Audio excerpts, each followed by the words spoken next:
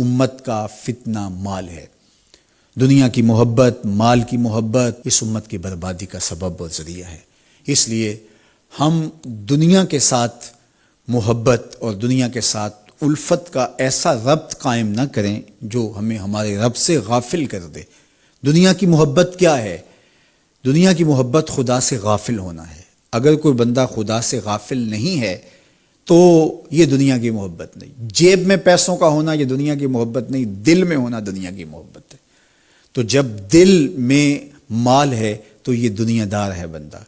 جیب میں مال سے دنیا دار نہیں ہوتا اگر دل مال کی محبت سے خالی ہو۔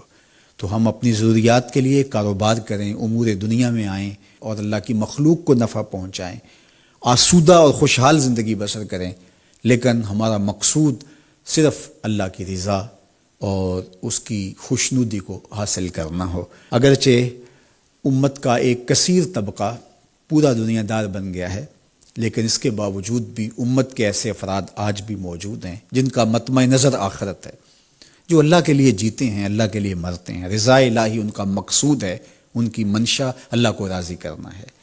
اللہ کے محبوب علیہ السلام گزرے تو حضور کو ایک خوشبو آئی، تو جبریل امین سے پوچھا کہ یہ خوشبو کس چیز کی ہے؟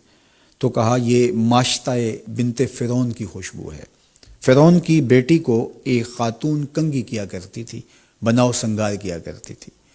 ایک دن اس کے ہاتھ سے کنگھی گر گئی تو اس نے کنگھی پکڑتے ہوئے کہا کہ اللہ کے نام سے برباد ہو فرعون۔ تو اس نے کہا کہ کیا میرے باپ کے علاوہ بھی کوئی معبود ہے؟ اس نے کہا کہ معبود برحق تو وہ ہے اور وہی سچا معبود ہے۔ تو جب فرعون کو پتہ چلا تو اس نے اس کے پورے خاندان کو اذیتوں میں مبتلا کر دیا۔ 2 اولادیں تھی اس کی اور ایک شوہر تھا، تو اس کو ایک کڑاہے کے اندر تیل ڈال کر کے اس نے اس کے بچے کو ڈالا، پھر دوسرے بچے کو ڈالا۔ یہ ایک ماں کے لیے کتنا سخت ہوتا ہے۔ ماں کا دل تھوڑا ڈولنے لگا تو بچے نے وہاں سے آواز دی کہ امی حق پر مستقیم رہنا، تو سچائی پر ہے، تو حق پر ہے۔ تو کہا کہ یہ اس ماشطہ کی خوشبو ہے جو مشکل حالات کے اندر بھی حق پر مستقیم رہی، حق پر ڈٹی رہی۔ صداقت پر، سچائی پر، حق پر مستقیم رہنا، مشکلات کے باوجود۔ مشکلات نہ آئیں تو آسان ہوتا ہے بات کرنا، جب مشکلات کی بھٹی میں ڈالا جائے تو پھر نکھر کے کوئی سامنے آتا ہے کہ وہ کچا تھا یا پکا تھا، پختہ تھا یا خام تھا۔ تو اللہ نے اس کی آزمائش کی تو وہ اتنی پختہ نکلی، اور اس کے بچوں سے اللہ نے اس کی مدد بھی فرمائی، اور اس کو آگ میں ڈال دیا گیا، اس کی ہڈیاں اور اس کا گوشت الگ الگ ہو گیا، لیکن اس کے باوجود اس نے اللہ کا مبارک نام نہیں چھوڑا۔ میرے حضور معراج پہ اس کی خوشبوئیں سونگھ رہے ہیں۔ تو جو صداقت کی راہوں کے مسافر ہوتے ہیں ان کی خوشبوئیں کبھی ماند نہیں پڑتی، اور ان کی مہک صدیوں گزرنے کے بعد بھی آتی ہے۔ اس لیے ہمارے آقا و مولا نے ہمیں یہ بات بتا کر کے ہمیں حق پر قائم رہنے کی تلقین فرمائی ہے اور سچائی پر قائم رہنے کا سبق دیا ہے۔ راستے سے گزرتے ہوئے ایک لکڑی کو دیکھا کہ ہر گزرنے والے کا لباس اس سے الجھتا ہے، تو حضور نے جبریل امین سے پوچھا کہ یہ کیا ماجرا ہے؟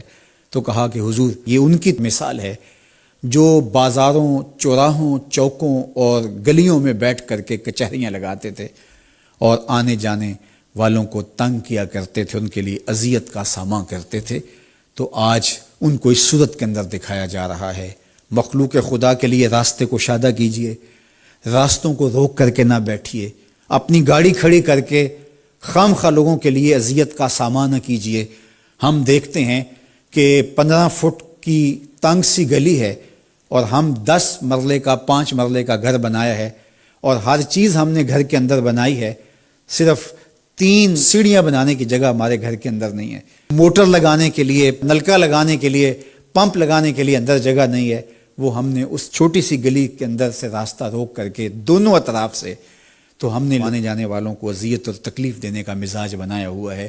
راستے کو کشادہ کرو، راستے صاف رکھو، اور لوگوں کے لیے آسانیاں اور راحتوں کے سامنے